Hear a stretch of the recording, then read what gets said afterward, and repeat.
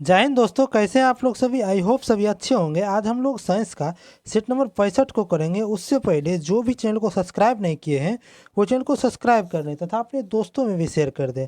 और जो भी पिछला वीडियो नहीं देखे हैं चैनल के प्लेलिस्ट में जाकर के पिछला वीडियो देख लें। और इसका पीडीएफ हमारे Telegram channel knowledge world PDF पर अपलोड कर दिया गया और टेलीग्राम चैनल का लिंक इस वीडियो के डिस्क्रिप्शन में दे दिया गया है। चलिए आज के पहला प्रश्न को देखते हैं। पहला प्रश्न है कि कार्बन का उपयोग द्वारा अपचयन करके निम्न धातुओं में से किसको प्राप्त नहीं किया जा सकता है। यानी कि कार्बन का जो है उपयोग करके अपचयन द्वारा जो है किसको प्राप्त नहीं किया जाता है, ये जो है आपको सोडियम को प्राप्त नहीं किया जाता है। क्यों नहीं प्राप्त किया जाता है? क्योंकि देखिए सोडियम को जब हम खुला वायु में रखते हैं तो ये क्या होता है, ये आग पकड़ लेता है, ठीक नहीं। इसीलिए इसी केरोसिन में रखा है, कारण जो इसमें अपचयन जो है संभव ही नहीं है, ठीक नहीं। तो इसका उत्तर क्या जाएगा, सोडियम हो जाएगा। ठीक, चलिए अगला प्रश्न है कि संगमरमर संगमरमर चिप्स पर तनु हाइड्रोक्लोरिक एसिड से क्रिया कराती है तो क्या होता है। देखिए संगमरमर का फॉर्मूला होता है आपको CaCO3, ठीक ना।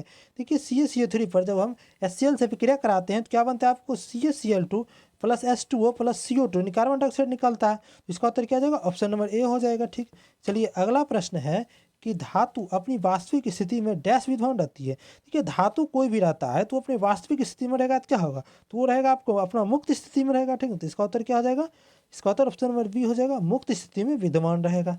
चलिए अगला प्रश्न है कि धातु में एक मुक्त इलेक्ट्रॉन के पथ का आकार कैसा होता है। कि धातु का जो मुक्त इलेक्ट्रॉन होता है उसका पथ का आकार कैसा होगा। तो ये मुक्त इलेक्ट्रॉन जो होता है वो जो है ना आपको ये कक्षा को छोड़ करके जो है ना बाहर जो है ये वक्र पथ पर जो है ना घूमते रहता है। ठीक है, तो इसका क्या हो जाएगा, ये तो उत्तर, तो इसका उत्तर हो जाएगा ऑप्शन नंबर सी, वक्र पथ। यानी कि जो मुक्त इलेक्ट्रॉन जो होता है धातु का वो किस आकार पर होता है, किस पथ पर जो आकार का होता है, उसका पथ किस आकार का होता है, उसका पथ होता है आपको वक्र आकार का। ठीक है, इसका उत्तर ऑप्शन नंबर सी हो गया।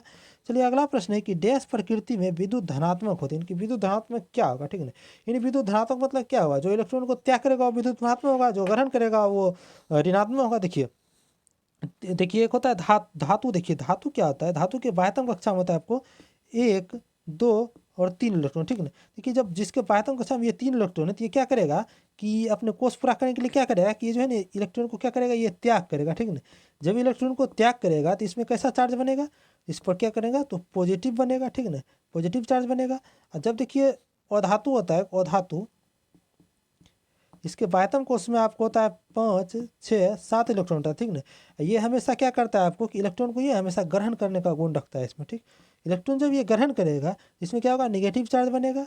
एक देखिए उपधातु होता है। ठीक ना, उपधातु ये जो है इसके बाह्यतम कोष में 4 इलेक्ट्रॉन होता है। ठीक है ना, तो ये क्या होता है कि कभी ये ग्रहण भी कर लेता है। ठीक ना, ग्रहण भी कर लेता है और क्या त्याग भी करता है। तो इसमें क्या होगा, इसमें पॉजिटिव और निगेटिव दोनों रह सकता है। ठीक है, अगर ग्रहण करेगा तो ग्रहण करेगा इसमें निगेटिव लग जाएगा, अगर त्याग कर दिया तो पॉजिटिव लग जाएगा। तो हमसे क्या पूछा है कि विद्युत धनात्मक क्या होती है, कि विद्युत धनात्मक क्या, धनात्मक कौन सा है, तो ये धातु है। देखिए विद्युत धनात्मक कौन सा है, धातु, क्योंकि धातु क्या है, इलेक्ट्रॉन को त्याग किया। तो इसका उत्तर क्या हो जाएगा, ऑप्शन नंबर ए हो जाएगा, धातु में। ठीक, चलिए अगला प्रश्न है कि काजल अथवा सुरमा डैश के निर्माण में निम्नलिखित में से किस पदार्थ का प्रयोग है।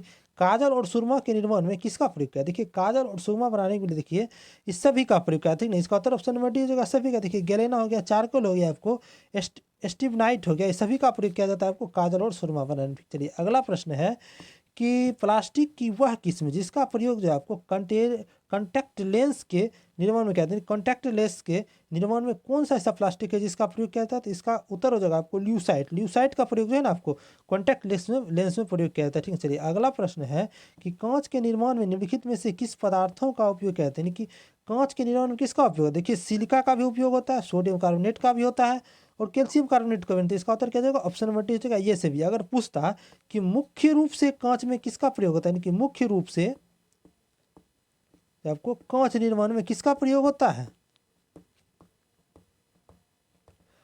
तब मारते सिलिका। ठीक है, अगर मुख्य रूप से पूछता तो सिलिका। ठीक है, लेकिन यहाँ पूछा निम्नलिखित में से किस पदार्थों का उपयोग किया जाता है, तो इसमें देखिए सिलिका भी किया जाता है, सोडियम कार्बोनेट भी किया जाता है और कैल्शियम कार्बोनेट भी किया जाता है। चलिए अगला प्रश्न है कि सोने को तांबे के साथ डैश मिश्रित किया जाता है। कि सोने को जो है तांबे के साथ क्यों मिलाया जाता है। देखिए ऑप्शन ये है कि सोने का और पतला पीला बनाने के लिए, नहीं सोने को पीला बनाने के लिए कैसे बनाएगा, ठीक है, ये गलत हो गया। ये सोने को चमक दे, नहीं सोने को चमक कैसे देगा, ये तांबा में खुद चमक नहीं होता, तो ये दूसरे क्या चमक देगा, ये भी नहीं होगा।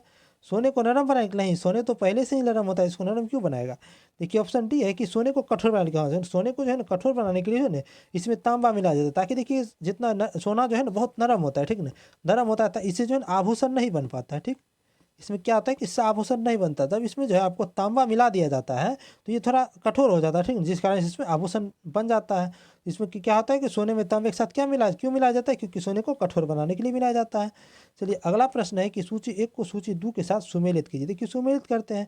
देखिए प्रसाधन साबुन, प्रसाधन साबुन क्या हुआ, मतलब कि ये मतलब प्रसाधन मतलब होता है आपको, देखिए सुलभ शौचालय में बाहर गए हो तो वहाँ लिखा था प्रसाधन, यानी कि शौचालय में यूज करने वाला साबुन क्या हो जाएगा, तो प्रसाधन में क्या हो जाएगा आपको कि उच्च कोटि के लिए तेल और वसा। नहीं, प्रसाधन वाला साबुन में क्या मिला रहेगा, तो उच्च कोटि के लिए तेल और वसा। ठीक। अब देखिए कपड़ों धुलने के साबुन, देखिए कपड़ा धुलने का साबुन जो है इसमें मिला रहेगा आपको सोडियम सिलिकेट एवं सोडियम। ठीक। अब देखिए पारदर्शी साबुन, जितना भी पारदर्शी साबुन होता है उसमें आपको एथिल एल्कोहल मिला रहता है। और दाढ़ी बनाने वाला साबुन जितना हो तो उसमें रेजिन नमक गोंद रहता है। ठीक ना, तो इसका उत्तर क्या हो जाएगा, देखिए ए का हो गया आपको 3, तो ए का 3 देखिए किस में, तो ऑप्शन नंबर ए में दिया हुआ ए का 3। बी का हो गया 4, तो बी का 4 देखिए दिया हुआ है। सी का 1, तो सी का 1 ठीक है। डी का 2, डी का 2 ठीक है। तो इसका उत्तर क्या होगा, ऑप्शन नंबर ए हो गया। चलिए अगला प्रश्न है कि हेविया हेविया हेविया ब्राजीलियस नामक वृक्ष किस प्राकृतिक बहुलक का प्रमुख स्रोत, यानी कि हेविया ब्राजीलियस जो है तो ये किस प्राकृतिक बहुलक का प्रमुख स्रोत है, कि हेविया ब्राजीलियस जो है ये एक रबर का एक जो है इसका प्रमुख स्रोत है। ठीक है, रबर का ही ये प्रमुख स्रोत है। ठीक।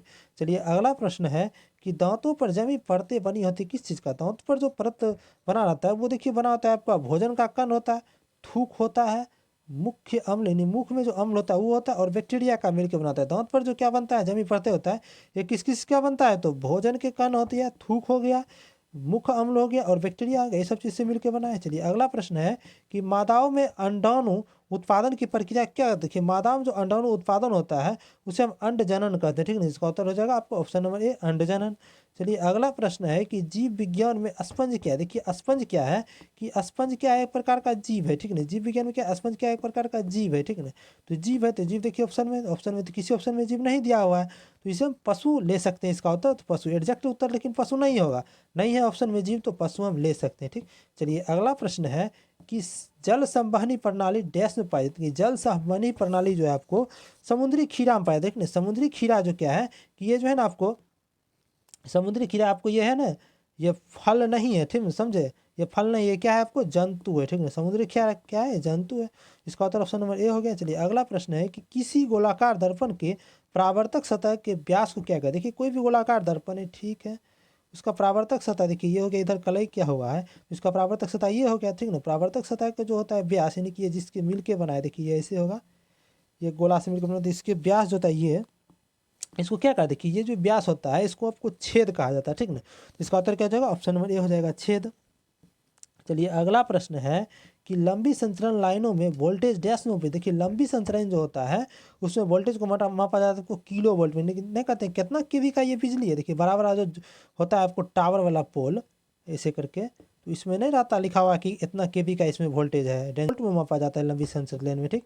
तो चलिए अगला प्रश्न है कि चालक की लंबाई बढ़ाने पर प्रतिरोध पर क्या प्रभाव पड़ेगा। ठीक है, देखिए प्रतिरोध देखिए आर बराबर होता है आपको रो एल बा ए होता है, देखिए एल यहाँ क्या हुआ चालक का लंबाई, हो ए क्या होगा अनुप्रस्थ काट का क्षेत्रफल हो गया। ठीक ना, देखिए अनुप्रस्थ काट का क्षेत्रफल क्या होगा, ये जो क्रॉस सेक्शन एरिया है ये गोल वाला, यही हुआ आपको अनुप्रस्थ काट का क्षेत्रफल, और ये लंबाई हो गया। ठीक ना, तो यह देखिए किस किस पर निर्भर करेगा, लंबाई अनुप्रस्थ काट का क्षेत्रफल। यहाँ हमसे क्वेश्चन में क्या पूछा, लंबाई बढ़ा देंगे, तो लंबाई बढ़ा देंगे तो इस पर क्या प्रभाव पड़ेगा, प्रतिरोध पर, तो प्रतिरोध भी बढ़ जाएगा, क्योंकि देखिए दोनों का जो है ना आपको एक दूसरे के समानुपाती है। तो समानुपाती में क्या होता है कि अगर एक दूसरे को बढ़ाया जाता है तो दूसरा बढ़ जाता है। ठीक ना, इसका लंबाई जब हम बढ़ाएंगे इसका प्रतिरोध क्या हो जाएगा, बढ़ जाएगा, तो इसका उत्तर ऑप्शन नंबर बी हो जाएगा। ठीक। चलिए अगला प्रश्न है कि पानी से भरी बाल्टी में बिजली के 2 तार डालने पर दोनों तारों के पास बुलबुले बन रहे हैं, तो इस अनुमान लगाया जा सकता है कि सप्लाई किस प्रकार का है। देखिए कोई भी पानी से भरा बाल्टी है, ठीक, इसमें जब देखिए हम एक एसी वायर डालते हैं, ठीक, और एक आपको डीसी वायर डालते हैं। ठीक है ना, देखिए एसी वायर में कुछ नहीं होगा, ठीक है, लेकिन डीसी वायर में जो है ना बगल बगल जो है ना पानी में क्या बनने लगेगा, बुलबुला बनने लगा, तो इससे हम समझ लेंगे कि क्या है, तो आपको डीसी वायर है। ठीक है ना, तो इसका उत्तर क्या आ जाएगा, नहीं बुलबुला बन रहा है, तो इससे हम अनुमान लगाएं क्या ये एक डीसी वायर है, तो इसका उत्तर ऑप्शन नंबर बी हो गया।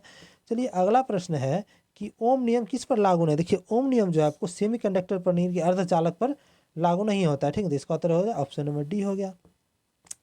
चलिए ये आज का अंतिम प्रश्न था। जो भी चैनल को सब्सक्राइब नहीं किए चैनल को सब्सक्राइब कर लें तथा अपने दोस्तों में भी शेयर कर दें, और इसका पीडीएफ हमारे Telegram channel knowledge world PDF पर अपलोड कर दिया गया है। और जो भी पिछला वीडियो नहीं देखे हैं चैनल पर एक प्लेलिस्ट बना दिया गया है डेली साइंस प्रैक्टिस सेट नाम से, उसमें जाकर के आप सारा वीडियो को देख सकते हैं। उसमें जो आपको पूरी अच्छी तरह से जो है ना आपको वीडियो को अरेंज तरीके से जो है आपको सजा दिया गया है, ठीक है ना। उसमें आप जाकर के आप पिछला वीडियो सबको रिवीजन भी कर सकते हैं और जिसका छूटा है वो अपना देख भी सकते हैं, ठीक है ना। और इसका पीडीएफ जो है हमारे Telegram channel knowledge world PDF पर अपलोड कर दिया गया है।